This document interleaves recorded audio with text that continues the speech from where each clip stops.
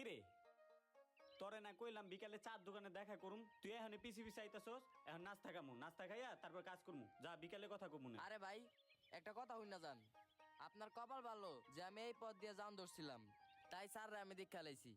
আর আমি তো আগে থেকে জানি যে স্যারের বল লগে আপনার ইটিস ফিটিস চলে। আপনার কপাল ভালো যে স্যার আপনার ঘরে হাতে নাতে ধরে নাই, ধরলে আপনাকে কি অবস্থাটা হইতো। ছোট ভাই, কথাটা তো তুই ঠিক বলছস, কিন্তু আমি এত কাঁচা প্লেয়ার না, আমারে ধরে হালাইবা হাতে নাতে।